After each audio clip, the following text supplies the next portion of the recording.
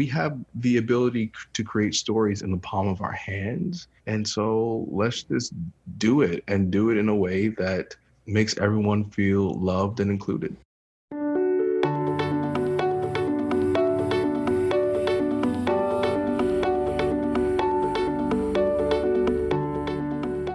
Hello, hello, hello.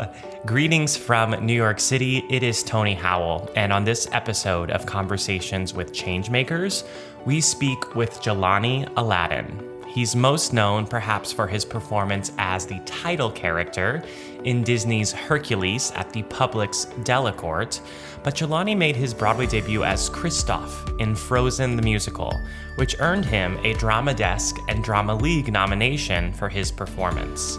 His work can be seen on CBS, AMC, Amazon, and more, but as you're about to hear, his heroic voice is finding new mediums through writing, producing, and activism. Whether through traditional media, social media, or the new media that he creates with his production company, Dumont Millennial Productions, I am so excited for you to hear this conversation. Enjoy.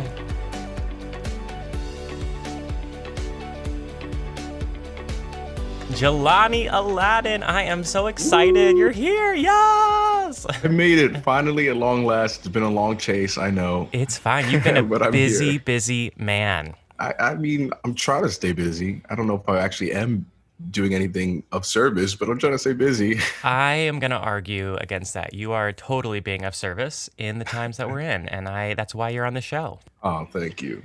I am excited to talk to you. And for our listener, we both are in New York right now under, everyone's dealing with surprise circumstances. So, Jelani, Yeah. I know that you recently started a production company. Can you tell us a little bit about that? Yeah, so I have to take it back to like when I was in Frozen, right? And I was standing on stage one night in the middle of the show and I was like, what am I really doing? I was like, what am I actually doing here? And I realized that I had to go. It was the moment I was like, I have to leave the show and I have to move on to actually pursue the creation of the stories that I really want to tell. And when I left Frozen and I was looking around for my next job, I realized in all the things that came across my way, in most of them, I didn't really find that project I was burning to do. And so I picked up a pen and I started writing my own project and my own projects, I should say. And then I was like, well, I need a place to do all of this. And I'm not one to sit by and wait for the phone to ring. I literally have never have done that. And so I was like, I'm going to make my own production company. And the vision for it started, I guess, 2 years ago. Flash forward to 2020 and we're all stuck in our homes. I was like, when else will I have the time to really do this and really do it well?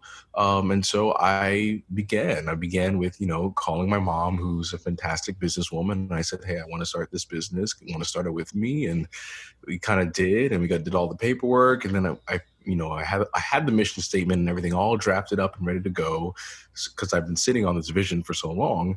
And now I am producing my very first artistic production because I produced a kind of a webinar about a month ago for the program that I went to in high school called A Better Chance, and particularly about like the racism and the issues they're facing in New Canaan, Connecticut right now with that. So I produced a 3-day webinar, and now my first artistic endeavor is a virtual reading of a play that I love so much called Good Night, Tyler by B.J. Tyndall. And it's going to be directed by Kent Gash, and I just can't wait to share it with the world. We're going to present it on the eve of the March on Washington, which I will also be attending. And I'm just excited for this new venture, this new side of me, a producer. Yes, Mr. Producer. Well, I want to applaud your work, and there's a couple of things that I want to ask you. Is that webinar available for replay? Yes, it is. So we do have the panels on YouTube. If you type in A Chance to Unpack, is the name of the series, and you can find the videos on YouTube. The first day we talked about A Better Chance and what that program actually is, and we spoke with alumni of the program and of other programs around the country.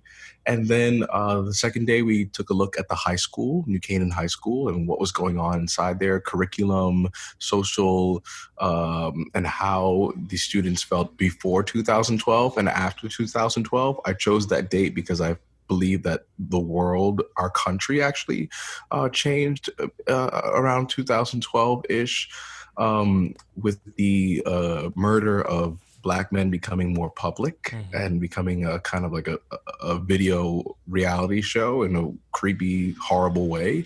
And so that changed our culture. And then the last day is called Allies and Friends, and it explores, what is an ally and who our allies were and who our allies weren't. And, we have conversations with those allies and with our friends as well, and try to unpack what exactly it means to be an ally. So those are the 3 days, and they're on YouTube. Well, I will make this easy for all of us, and I'll include those as well as information about your upcoming reading.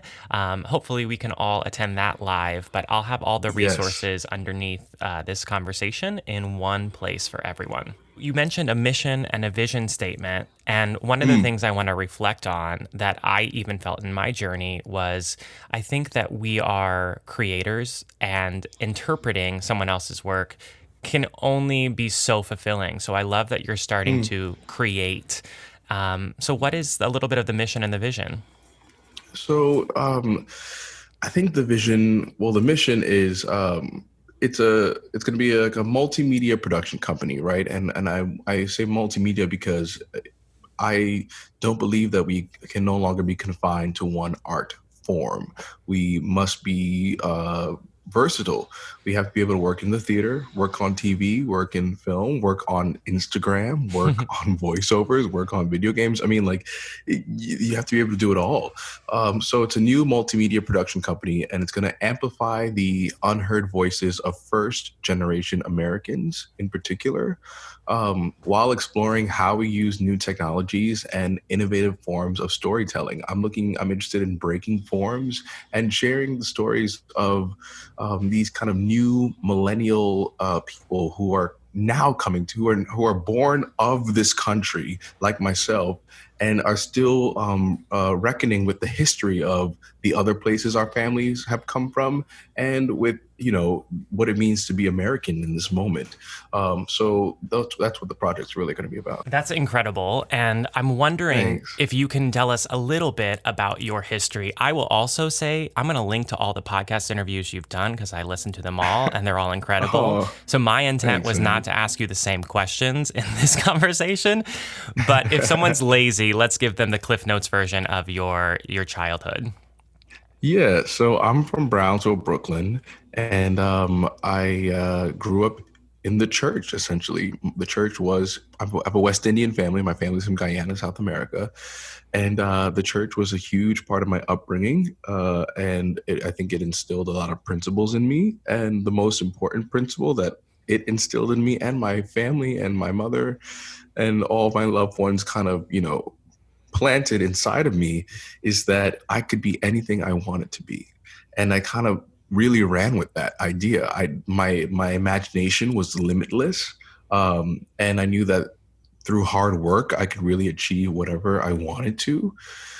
And so my mother made me sing in church. I did not want to. She made me, and I came to learn to accept that's what I did. And then I decided to take choir in like middle school, and I was like, oh, this is kind of cool. And then I was like, I want to go away for high school. I want, I want a better future for myself, and I feel like I can only achieve that if I get out of Brooklyn. So then I went to high school in New Canaan, Connecticut, which is the complete opposite of Brownsville, Brooklyn. I had never seen wealth like this ever before, and I had to insert myself into that space and kind of find a way to hold on to my authenticity and identity, and that was very hard.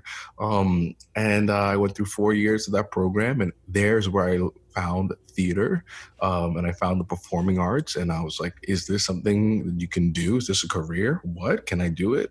And I decided to go to NYU for college to study acting, and I was convinced that this is what I want to do for the rest of my life. And then I started working regionally around the country, doing plays at first. I did not want to do musicals because I felt that there wasn't a place for musical theater for me, and I was kind of proved wrong by the universe with that mentality because some great musicals came my way. The first one post graduation was Violet, a production of Violet that I did, and I was like, all right, I can do this. And I came back to New York and I went to an open call, got Frozen. Frozen happened. I did Hercules. Hercules Yes, you happened. did. And now I am, and then I started doing a TV show, The Walking Dead, The World Beyond, which was supposed to premiere back in April, but we now have a premiere date for October 4th. So be sure to check that out. You won't see me until the latter half of the series, but I'll be there, and then I'll be there.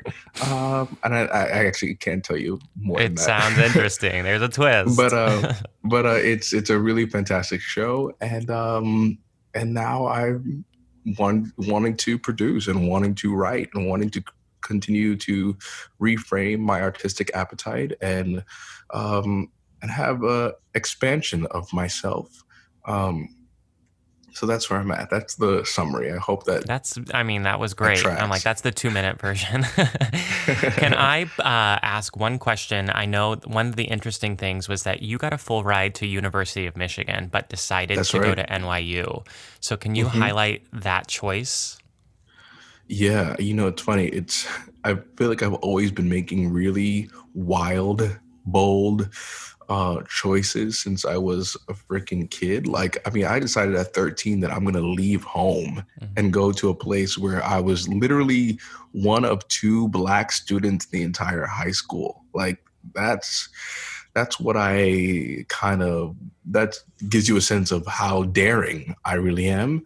But when it came time to apply to schools, I visited Michigan, and I was not in love with the student culture there. I was not in love with the idea of being on this huge campus, the idea that these classes, and I sat in a whole day of musical theater classes for their program there, and I was like, this just feels so cookie cutter. And I mean, I don't see myself fitting in here. I don't see myself expanding here. I know that it might be great for other people, sure, but it wasn't the right fit for me.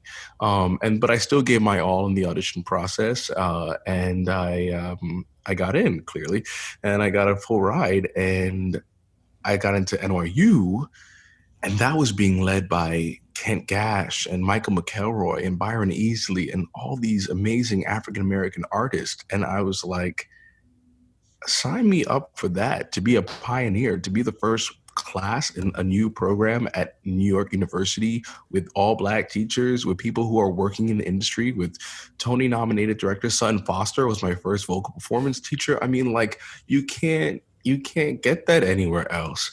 And I was like, I have to be there. On top of that, I knew that coming back to New York City, I needed to restore my authenticity. I needed to see myself reflected in the halls and in the streets. And at Michigan, I did not see that. And that would have been crushing for my soul after 4 years away, already not seeing that. And so I said, bring on the 90K plus in debt. Let's bring it on. And I'm going to NYU. Yes. Well, I want to just thank you for sharing that and so boldly, like you do. And I think it highlights an importance of culture for everyone Mm, listening. What I want to zoom in on and kind of try to connect the dots is you are a bold, fearless pioneer and leader. You've been leading companies, you've been taking charge of your own life. So, where do you think that comes from? hmm. I think I think it comes from a very early age of me understanding that I was different. that I'm not like many people. I mean, even now when I like have my friend circle, they're like, "You're such a weirdo," and I'm like, "Yeah, I am." And rather than being seen as the weirdo, I want to be seen as the person that's exceptional. The one, it's like from a young age, I was like, if I flip the narrative on that, then I have control and power over how it goes, rather than being subject to other people kind of trying to pin me as something or make me something. I'm like, I'm going to make myself into this other thing, you know? Jelani Um, Alladin. yeah, yeah, whatever that means, but sure. um, and I think that, in spaces where you're the minority, um, you have to find a way to kind of be exceptional or you'll get stomped on in this society. It's kind of sad that, and I hope that that's changing. And I believe that is changing. But for so long, when I was growing up, the narrative was, oh, what, you don't play sports? Oh, what, you're like one of like six black kids in this entire school? Oh, what, you sing? Oh, what, you can dance too? Oh, what, you like to play Yu-Gi-Oh cards? Like, all these things that are like so eclectic, and I was like, yeah, I am all these things. I'm full of contradictions. I am many, many, many things, and I'm going to celebrate them all. And I'm going to um, show you that it can be great when you accept all of it. Mm. That I can be great when I accept all of it. So that's kind of where that leadership quality comes from. Thank you for sharing that with us and sharing everything that you are, which is exceptional and extraordinary. Now let's look. You have been leading for a long time, but Mhm, specifically in our industry, you've been leading musicals, plays, mhm, TV, film. What needs to change for future generations of storytellers mm. that are coming up behind you so that we can make these work cultures better for BIPOC, LGBTQ plus, disabled, etc.? Right, right. Um, what needs to change? I think that hopefully everything changes, because if we're not evolving as a business, we're not evolving as a society. Like I feel like it's so interesting that like some of the issues we're running into now is because people are still holding on to beliefs of the way the world was 10 years ago, even, right? And it's like you have to constantly be assessing where's the world now and how can that manifest in the art we create and the stories that we tell. And if those two things aren't meshing and matching, there will always be conflict. There will always be this kind of feeling of like you're not seeing us. And I think there's also a weird belief that like there aren't audiences for bi POC, LGBTQ plus, disabled, etc. stories. And you're like, you are so wrong. Mm-hmm. And in fact, those people are actually becoming the majority of Americans. And I think there's actually like research that says that in time that will be the case. So get on board with it and share the wealth and share the space to tell these stories. And then we have to trust that those kinds of artists, and myself included in that mix, um, will produce great products. We'll make great art. We'll actually make compelling things. We are smart, intelligent, powerful, empowered people, ready to do the work that and ready to do it probably better than you could have ever imagined. I think there's something about that trust thing that is huge. And it's like, I mean, if I'm talking through personal experience, I'm going to compare Frozen to Hercules. Granted, I was younger when I was doing Frozen, so I myself was going through a learning curve, but I still knew a lot, and I still believe that, like, if was given the trust and space to share the things that I knew, Frozen would have been a better product. Whereas when I started Hercules, I was like, no, I'm going to put my foot down and I'm going to assert my energy and I'm going to bring all of me into the room, because you need to know that this is the extent of what I can do. And this is the extent of the knowledge that I have gained over the years to bring to this form, to make something compelling. So trust me. So I think that we just have to trust that people will rise to the occasion when given the opportunity.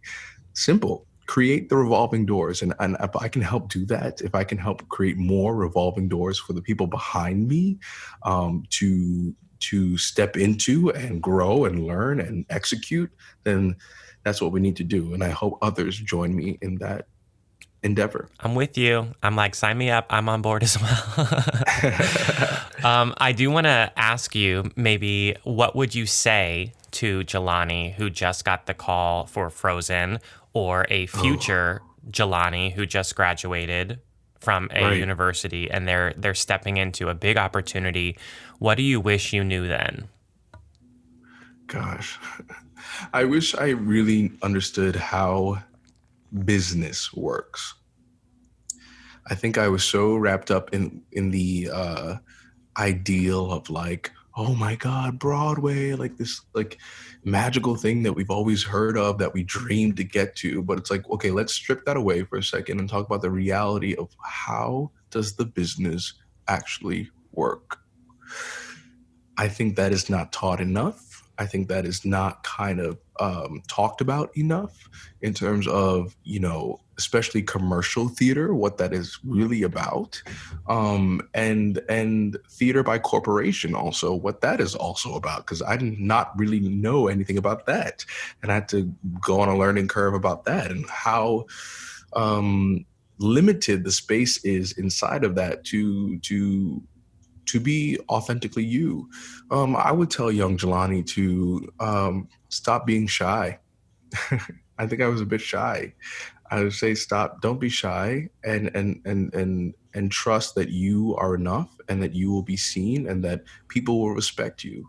I think I feared um, not being kind of enough Mm. for to be in that room, and it wasn't necessarily an imposter syndrome. I think it was more like I am young and I just am inexperienced in terms of this kind of high profile work, but at the same time that shouldn't limit how fully and vigorously I assert myself into that space. Well, you were phenomenal in the show, so let's You're just. very kind. That is very kind of you. I'll be honest. I'm not proud of my work in that show. I don't think I ever will be. I think I am proud that I existed in the space of that character. Yes, I think that that was a huge win for the world, and for me. And I just don't think I will ever come to the day where I'll be like, I was proud of that. Would you do the role again? Absolutely not. um, I just think that there are just some huge flaws in how it was constructed because again, I did not speak up or fight hard enough for the things that I wanted to see. Mm. Are you proud of Hercules? Absolutely 1000%. 1000%. I am proud of every single breath that I put into that production. I found it so interesting. And before I ask you this question, I want to take a moment to thank you for the courage, the bravery, the talent, the craft, the work ethic, like everything that you bring to the table, but especially the vulnerability. And Mm. so I found it very intriguing, interesting, wonderful to know. And I want to highlight it here that you got hired and then fired and then hired again for Yeah. Hercules and then slayed New York City and the world arts news. So can you tell us a little bit about your own hero's journey with that project? Yeah, it was kind of it, right. They always say that art reflects life, right? And it was like, wow, this journey to standing center stage, so you can go the distance on opening night was a hero's journey, So I really had a lot to draw from, but it's that thing where a great director, his name is Ken Cash, said to me that everything you need is already inside of you. He would always just say that in college, and I never really understood what that meant. But this Hercules journey kind of proved that to me, that everything I needed was already inside of me. I just got to figure out how to bring it out, how to execute it so sharply that that other people understand that too. And so the process of finally doing a title character, finally doing a title Disney character, finally reinventing a character and bringing my complete history of who I am to this narrative that was not created to include that, to learning how to sing "Go the Distance," and that was a huge journey. I could not sing that song in the beginning, and that's part of the reason why I got fired. Really, is because on the final presentation day, like I cracked on the last note, and it was just like, well, everyone's unsure. Will this ever happen? Blah blah blah. Granted, it was the first day of winter, and it was 10 a.m. So. Yeah. And Go the Distance happens in the first 10 minutes of the show. So I was like, yeah, I don't think it's going to be that pretty, but okay. And trusting that other people on the creative team kind of understood what exactly my vision for the character was and what I was trying to do, that I wasn't actually trying to be malicious in any kind of way. I was just trying to bring the story to my story because you hired me. If you hired me, you can't act, you have to actually accept all that I am. And that includes the history of what it means to be a Black man in America on stage, period. You cannot delete that from my existence. So therefore that you cannot delete that from the character. And so all those things had to come along. And I feel like certain people on the creative team weren't sure if that was the things they wanted to bring along to their project. In my head, I was like, no, these are the things that will make your project actually special. These are the things that will separate this from the work that this company has done before. Mm-hmm. And so I was getting ready to move to LA to continue my TV and film career and be like, all right, I was right. There really is no place for me in the theater, especially the musical theater. So let me get out of here. And I remember the day I was going to grab my keys to like go to my managers and be like, all right, in 2 weeks, we're going to do this. And I get a call being like, hey, we want to cast you as Hercules. And I was like, that's crazy because I completely let y'all go. I completely moved on. It was like I had no vision of ever doing that show on stage. And it came back to me. And I was like, okay, time to reassess and time to really come to the table with exactly what I want to do with the show. I mean, even in the rehearsal process, like things would get choreographed and they would leave me out. I'm like, no, no, no, no, no. I'm gonna do this dance with them. I'm gonna be center with them. I want to push myself to the furthest limits. Let's go. Otherwise, why do it? Mm-hmm. Why? You know, Go the Distance for me is about, all the Black men that have been enslaved, incarcerated, murdered, and held back, and them finally feeling that they are gods, that there's a place for them, that Black is king. You know what I mean? Like that is really what Go the Distance was about for me. And I was not gonna ever let it be about anything else. I stood up for that. That's amazing. And I'm excited. I know we don't know what's happening with the project. You might. I do. Okay. Well, I don't think and I'll be honest, I don't think I see myself playing the role ever again. okay. I think that part of the responsibility is like, if I really want to create revolving doors, then I have to step aside. I do have to step aside and let the younger person, who will actually probably be better for the role because he's supposed to be 18 anyway, the younger person do it and be better than I could ever imagine the role being. I want to thank you for everything that you brought to the project, and I don't want to like bounce off of what you just said.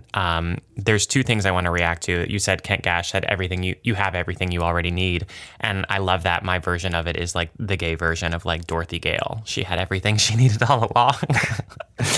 And then the second thing that you said, the other thing I want to react to, I feel like you've said twice that you didn't think musical theater had a place for you. Do you still feel that way?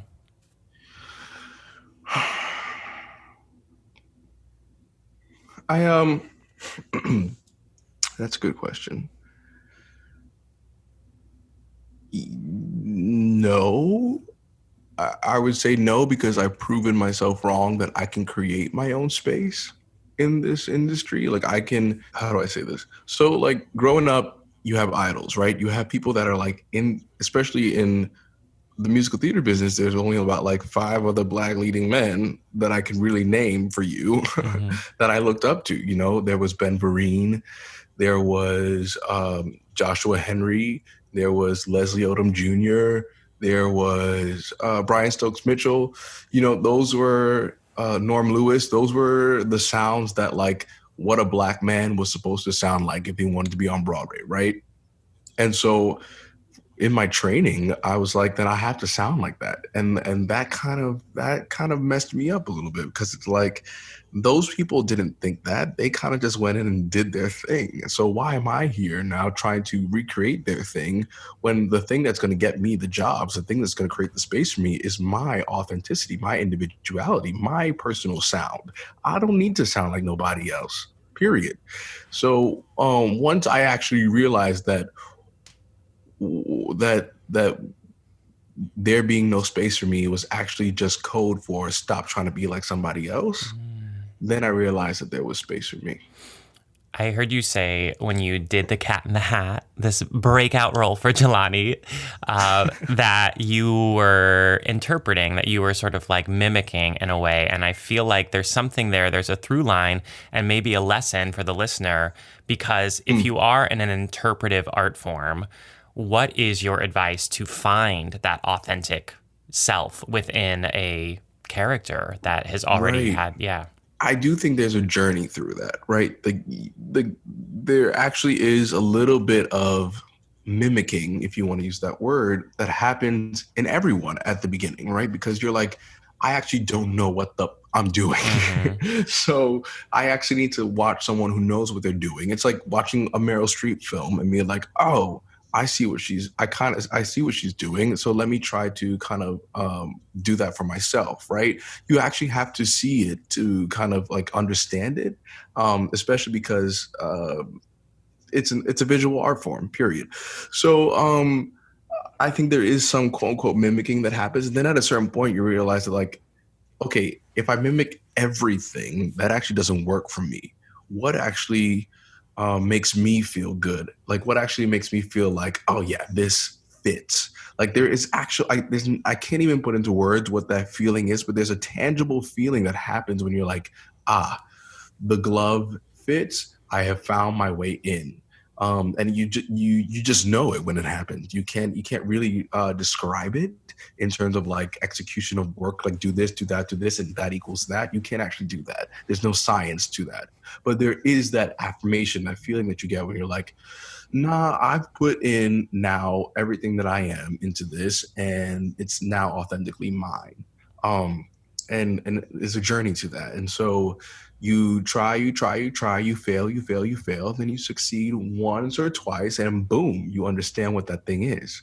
Like for me, it's bringing all my contradictions to the plate, right? Mm-hmm. I'm a black man, born and raised in Brownsville, but went to high school in Waspy Ridge, New Canaan, Connecticut, but then also went to NYU and studied musical theater, but also I love acting. And then like I played sports for a little bit, but then also I did theater. There's so many things that like I was on a step team when I was younger.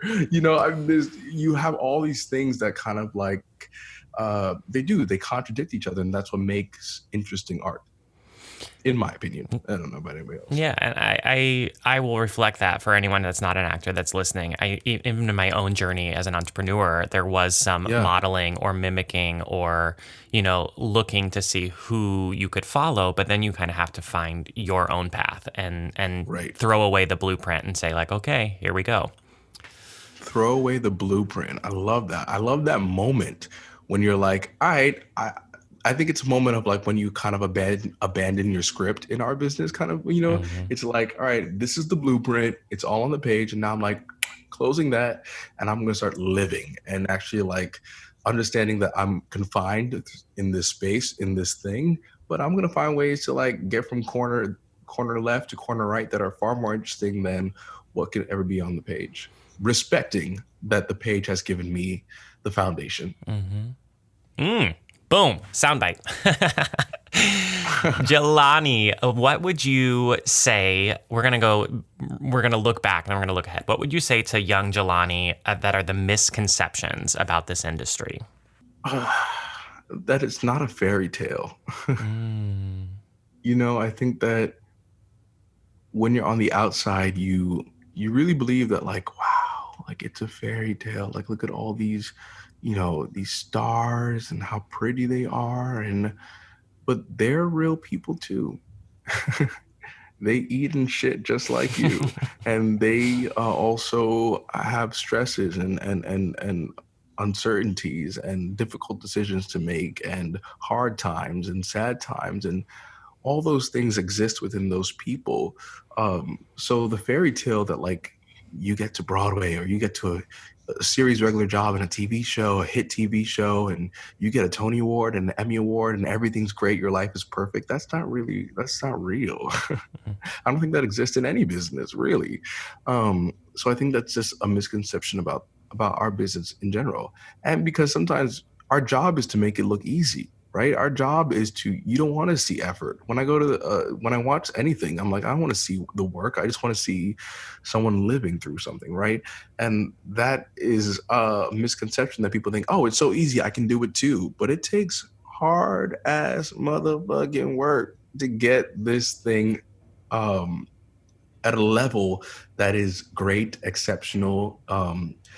And I think that in the beginning, I was like, oh, this has got to be so easy. They're just like on stage running around singing and dancing, and or they're on screen, saying a couple lines while, like, acting out on set. That's so easy. It's not. And, for some people, it may come easy. But for me, it's always been hard work. I have the same experience right now, today, in this present moment. Hmm. What is your advice for the listener? What do you do to take care of yourself in the pandemic, in the racial injustices that are happening? How is Jelani practicing self-care? Oh, man. I love to eat. I'm like, all right, what can I eat my feelings away with today? um, I also think that I'm taking time. In the beginning, I was really glued to the TV, to the news. I'm taking, like, days to kind of like just step away and just kind of like be quiet. As much as you put out into the universe, you got to also listen. It's a balance. And so I take a couple, like this past weekend, I, went up to my host family in Connecticut, and I went to their home, after being, tested and everything like that. And I had a few days away where I unplugged, and I was like, I need this kind of mental reset of, like, all right, it's a new week. Every week, actually, I do this every week. Every Sunday night, I'm like, I'm going to take a pause, take a reset, and prepare myself for whatever will come my way this week, because things got so unexpected, uh, especially around, the murder of George Floyd, and then, like, COVID actually not ending. And then now we're going back to schools, and people are like, what is that even going to be? So all those things, you never know what's coming your way, what's coming down the pipe. So literally just breathing. I used to do this thing in the beginning of the pandemic where I take 10 minutes every morning and listen to a song or a moment from an old project that I did to remind myself that, like, that was a good time. That felt good. And you need those moments. We all need the moments of, like, you got it, kid, Mm-hmm. I want to kind of look forward a little bit, and that's the kind of scary thing right now. We don't know what the future looks like. But Right. if Jelani could whisper in the ears of people at your level, veteran artists that are leading players in the industry, TV, film, theater, writing, producing, what advice do you think that they need to hear for 2021, or even, November of this year? What do we want to plant as a seed? I would say, let's go harder. Let's go harder. Like, we have been doing it. Let's push the limit.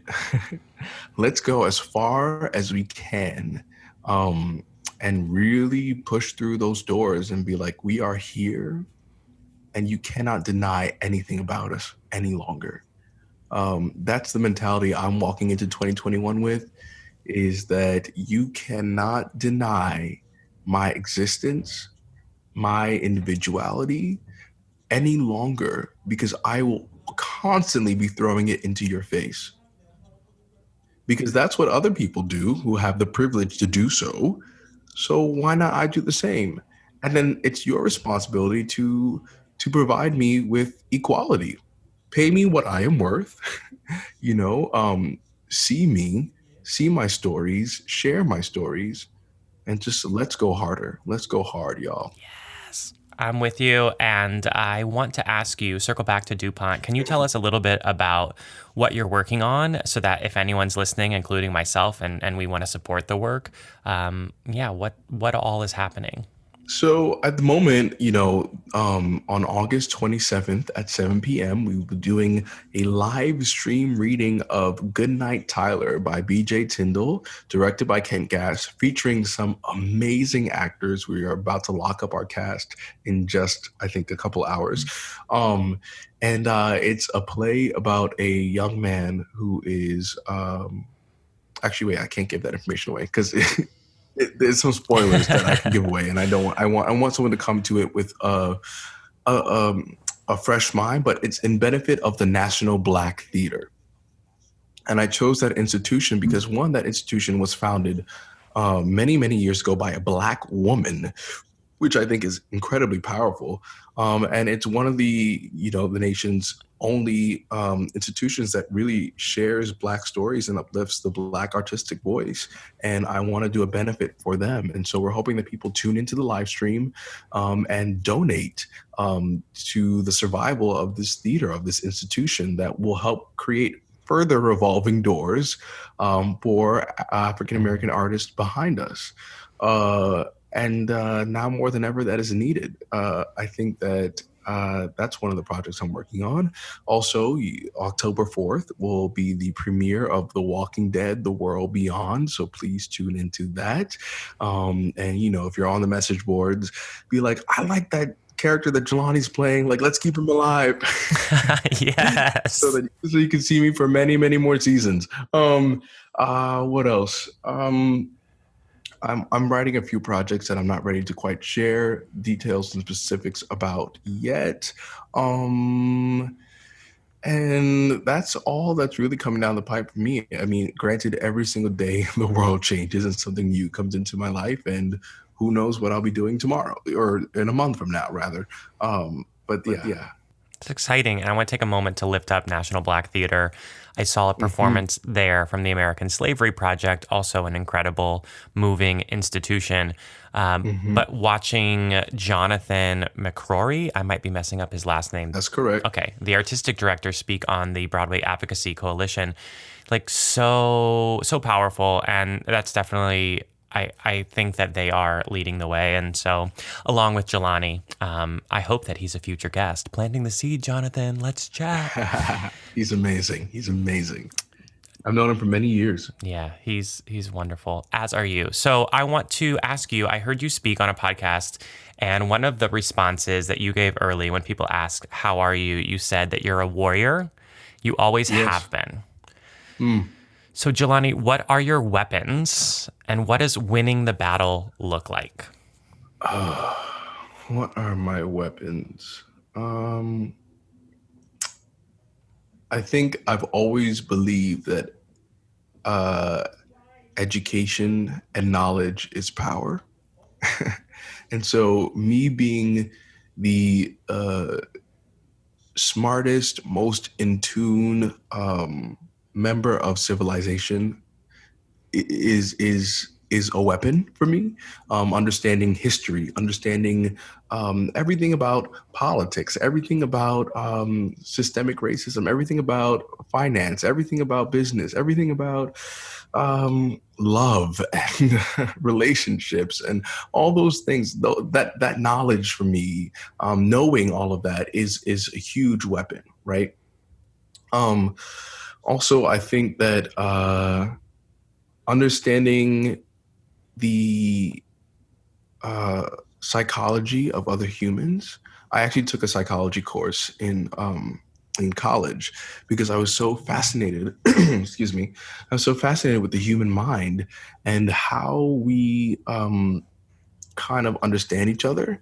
that like I think that I've always been able to relate to people and see people past where they are right now and see their potential. And sometimes that's a good thing, and sometimes it's not a good thing because I don't see what's actually right in front of me. And then then my shield is weak because I'm just seeing what the person can become. But there's also something to that, having that vision. I think having vision is another weapon, of being able to be like, oh, I see where you are now, but I also see where you can be, if you so choose to go after the best version of yourself. I think I have, a good instinct. I think that comes from, growing up in a environment where it was kind of like, you were always on the watch, always kind of in tune with your what was happening around you, and knowing, do I turn right on this block or do I turn left on this block, um, knowing that like one might lead to the non-safety of myself, like just an internal instinct of what is right, what is wrong, and the principles that I was instilled with when I was younger, that you treat everyone with kindness, that you stand up for yourself and what you believe in, that you try to be of service to others at all times, that you share your the blessings that have been gifted to you, um, that I could do all things through Christ who strengthens me. I mean, there's so many things that, little sayings that we used to say to ourselves in church that have carried me and prepared me, kind of for the life moments where you're like, what the fuck do I do now? And you're like, all right, let's pause. Let's pause and reflect back to, is there anything that someone has said to me that kind of has prepared me for this moment? There are some things you learn in life that actually aren't of service to you Mm. until much later, and you have to kind of hold on and bank them somewhere. And then when it's time, you're like, I got it. That thing that person said to me 10 years ago, it now applies now. If we want to talk about an artistic example of that, Sutton Foster, like, I remember one of the first days of class, she was like, what are you doing? Just stand and sing the song. And I was like, she doesn't know what she's talking about. She's crazy. Like, she's such a hack. Oh my God. And then flash forward to 4 years later as a senior in college, I was like, all I have to do is stand here and sing the song and actually just stand here and tell the story. She was right. And I didn't understand it until 4 years later. So I'm a warrior and I have tons of tools that have been stocked up over time, and I'm still sharpening my tools as I continue to learn and grow and expand. I have so much more life to live, to learn from, and I'm excited to continue that journey. I think that that's brilliant. There's a twist here that I want to ask you. You talked about stories that stay with you and then they like pop back up. This morning Mm-hmm. in my meditation, it was about letting go of things. Like we're so focused on acquisition, but like, so Mm-hmm. do you have anything that you were able to let go of that you said actually that's not true? It's interesting, right? You're right. It is a twist because you're banking and you're holding on, but there are some things that you actually cannot hold on to because they're not good for you. Like for example, there were some moments in the process of me growing up, and even up to the process of moments in Frozen where people said some really nasty things to me, and it's kind of like I can't hold on to that. I can't actually allow that to be stored inside of me and grow, because that will create, sickness and heartache and angst, and I don't want those feelings to live inside of me fully. And so I do have to forgiveness. Hmm. Forgiveness is key to find ways. And I personally find the best way to forgive is to actually face the thing head on, to go to the person that said that thing to you, to go to the person who did that thing to you and say, you did this and it hurt me. And I have to let you know that. And kind of actually, really interestingly enough, one of the reasons I wasn't able to sing Go the Distance is because I was holding on to some hurt from my time at Frozen. And I had to actually go to those people and say, hey, you hurt me. And I have to let this go if I want to move on. And that shedding allowed the space for my chakra, my heart chakra and my throat chakra to open up again. And then I'm able to do the job. And thanks to Liz Kaplan for identifying some of those issues. Um, More so about the issues of what I was holding on to that I hadn't let go of that I needed to. And so I think that letting go is an incredible, huge part of life. Mm-hmm. And it sometimes you can't do it alone. Sometimes you have to actually go to the source and say, hey, I'm hurt. I, I need you to know that. I need you to understand that, um, for me to get better, you know? You have planted some difficult seeds in my own garden. Now I have to attend to these, but thank you for that. It's not easy. It's not easy. And I think that it's interesting. I said this quote so many times to my development team for a chance to unpack when we were trying to identify the questions of like, how do we, talk to these people who have done racist acts to us? And it's like, I don't understand how we as humans could build rockets, like go to the moon and get to the moon and come back and then be like, let's go to Mars. But we can't turn to our neighbor, our family member, our friend, our coworker, our boss, and say, hey, you hurt me. We can't actually have conversations like that. Why? Why is that so difficult? It should be the easiest thing. Mm-hmm. Far easier than building rockets to the moon, I imagine. Um, and so I believe that open communication will be so healthy for our human race. It really would. I actually want to say thank you as well to you again, because during the George Floyd protests and the awakening of so many of us, that the curtain was pulled and we see this systemic racism. We see the straight, white, heteronormative patriarchy that is grasping with white knuckles on their power. And your Mhm. voice, your powerful voice on social media really challenged me and inspired me to speak up. So I want to thank you for that. Of course. And I also want to ask, because, I'm in this business about digital marketing and such. So you're active on social. Can you share a little bit about how you approach it as an artist, as a Mm. human? What is your social media strategy? I don't think I have a social media strategy. And I think that actually, right now that's working for me in terms of like whatever I want to post right now and I feel like posting, I'm going to post it. Because if you look back to why these things were created, right? They were a way in to see like people's personal, like cool, interesting lives, right? But also like, do they have to be cool and interesting or can they just be like, oh, living? Like, I think that there's this weird pressure, especially when the pandemic started. Instagram became like everyone's little TV show. It was like, everyone became like performative on their Instagrams and like started going live. And I myself started to fall prey to that. And I was like, whoa, whoa, whoa, wait. This is not what this was meant to be. Like we all misperforming and we all want a place to perform. But like, is Instagram that place? Question mark. I don't know. Like, I think that, some people who are well established performers, like I think I look at Will Smith's Instagram, right? And it's like he goes in and creates like really intensely edited videos and then posts them on his social media. Like he's basically making like short films and posting them as his content on social media. And that's cool because that's what we kind of like know him as, right? We actually don't really get to see his personal inside life.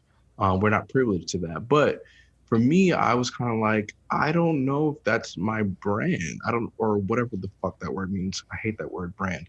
But I just used it. Anyway, did I contradict myself? Yes, because I'm full of contradictions. Um, but I think that I just wanted to share with people reality.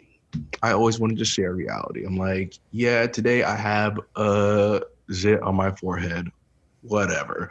Today I I'm emotional about watching Michelle Obama's documentary. I'm gonna post that. So you see that like, yeah, I could post pictures where I look hot as fuck and sexy, whatever, whatever, whatever. But I also could post photos where or moments where I'm like, this is just me being human, unedited and raw. I think that those are important. And so my habit is to post anything that I would find uh, remotely interesting or reminders of sorts. I like to repost those things. And I recently, through the pandemic, I started talking about people using their own words. Mm-hmm. And the same thing with like video content. It's like we have the ability to create stories in the palm of our hands. And so let's just do it and do it in a way that um, makes everyone feel loved and included. That is what it's about. I'm going to circle back. You and I can have a talk about brand for like a week. But one of the things that I think is successful for you is your authenticity, is your vulnerability, is your honesty. But reality, look at reality television or other people's social media, it does have a lot of strategy, planning, and rehearsed storylines and such. So, do you ever find that you dance with that balance of strategy, or are you just like full out Jelani 24/7? No, there's a balance. I mean, like I can't. It's I don't know. It's a really, really interesting thing. Now that we're talking about it, I'm like, God, it really is fucking weird. Because it's like I can't post like me like taking a shit on the toilet on Instagram, right? Like I just can't do that. But like at the same time, like I do want to post myself like in a real moment, but then I also want to be like, well, who's the audience? Like, my audience right now is very small and it's mostly, young people. And so it's like, do I really want to be influencing them with like me being like swearing every 5 seconds or like, like what really am I putting out there? It's also a way of marketing for your business, right? So there is a way that people look at that and they're like, all right, they begin to identify whatever images you put into the world as like, this is Jelani Alladin, right? And so it's like, no, this is Jelani Alladin on Instagram. But then they're like, no, I know you. I see your post. I know you. And you're like, no, no, no, no, no. You see my post. You don't know me. Mm-hmm. So there's balance and responsibility then for the poster, for me to be like, how can I make sure that whatever I'm posting kind of keeps people in line and keeps them understanding more and more of who I am. Let's say what you are revealing. Right, right. You gotta save some for yourself too at the end of the day, right? Mm-hmm. You can't put everything out there because then what really do you have for yourself? You gotta hold on to something for yourself. I want to get you out of here and get you on with your day, but one question, we are literally in life and death times. Hmm. And I just love you. That's why you're here. So thank you. But how are the current situations affecting how you choose to live every single moment? It's been a journey because in the beginning it was like, if we're talking about just the pandemic, that's the first life and death situation. I think there's many life and death situations. Mm-hmm. But let's talk about the pandemic first. The pandemic, in the beginning, it was like, oh, lock up everything, protect yourself, don't go outside, don't even like think about going outside. Like I was like, I am going to be so safe with this. I'm going to wear gloves. I'm going to wrap my entire face up if I can. And then at a certain point when you realize, oh, this isn't going away. Back in March, I was like, oh, by my birthday in August, we'll be dancing in the street. I mean, like we survived this crazy thing. And it's now August, what, 14th? And we're still in the heat of all of it. And so it's kind of like, okay, in the beginning, we were like, there's no pressure to create art in quarantine. Just like if you want to sit on your couch, sit on your couch. But as months go by, you're like, whoa, maybe this thing is never going away. Maybe I actually have to learn how to live with it, how to readjust my life to make space for now the coronavirus. And now that means social distancing outside. It means, sure, I'll go to outdoor dining, but I'll wear my mask until like the moment that I'm eating. What really is, what are the negotiations that we have to go through now as humans because we need coexistence. I mean, we need it, but also it's like, I want to live. I don't want anyone to die. And I don't even want to be a person that gives the virus to somebody if I'm a asymptomatic person, but I don't have antibodies, so I never had it. But so that's the negotiation of life and death in that moment. It's like really now deciding, how do we continue to pursue our lives with this new threat? Um, Kind of like how once you're born as a black man in America, you're like, you could be killed at any moment. And so you have to learn how to live your life with that threat. Mm-hmm. I grew up in Brooklyn and then went to New Canaan, Connecticut. And, there are some moments where I'm like, I am seen now as the threat. How do I live? How do I completely find a way to have equal value of life as everyone else around me, knowing that there is a microscope kind of on my existence to be like, to wipe it out? And so that's why in the face of the pandemic, it's actually now become a little less scary to me, because I'm like, oh, I know what it's like to live in with the fear that your life can end at any moment. And so the two the two mirror each other, and I think it's no mistake that we're in this perfect storm right now, where people are like suddenly waking up to racism because they understand what that feels like for just a second. Mm-hmm. They understand that what it feels like to be stripped of all your humanity, and not able to express yourself or live your life as fully as you want. Yeah, understand that, because my people have been understanding that for hundreds of years. Um, and then if we want to talk about politics, How much time we got? we can talk. Yeah, right. If we want to talk about politics, it's like, my people, over 150,000 Americans have died from by this man, I mean this president's, because he is our president. We have to say that he is, accept the fact that he is the president right now, and his responsibility to take care of this nation, and he has failed.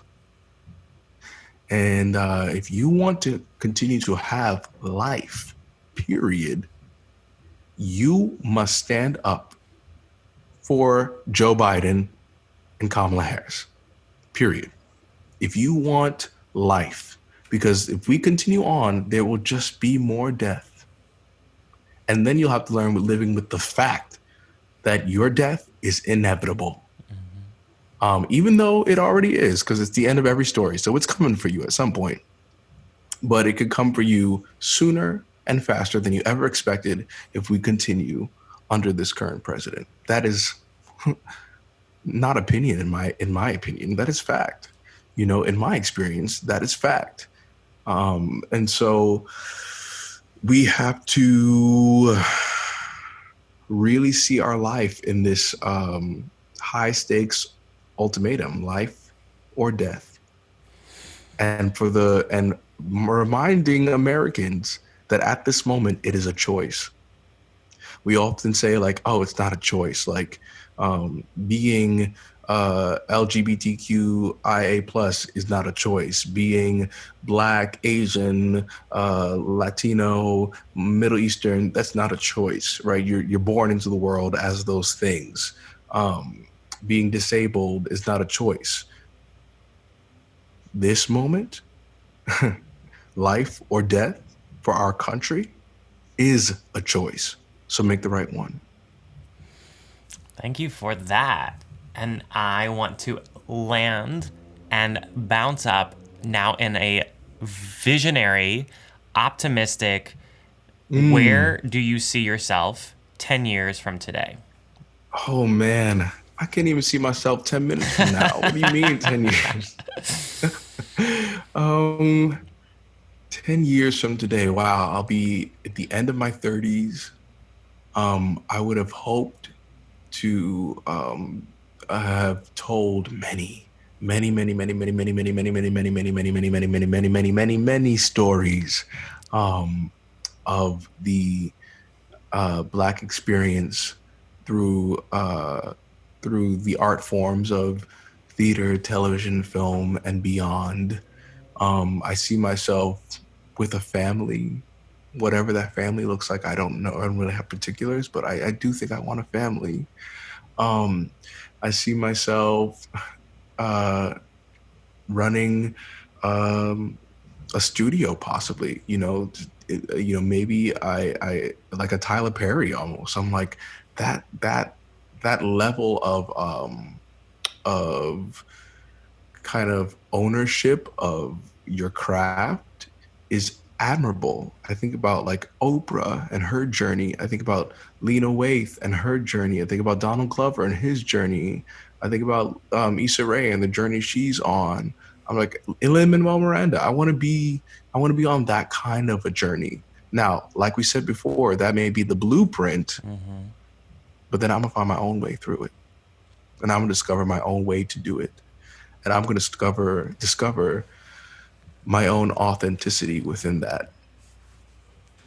Jelani, thank you for being on the show. You're amazing, and I can't wait to see all this Oh, happen. me too. One day at a time. Well, actually, 1 hour at a time. Let's be real. 1 hour at a time, and I have faith. I have great faith in humanity, and that might be naive of me, but I don't think I really believe that we will come out of all of this stronger, better, more connected, more understanding, more empathetic, because that is what we were created to do. In all earnesty, I think that that's what humans were created to do. We're the only species that can really relate to each other like that, and develop and evolve like that. So I have faith. I have great faith that all will be well.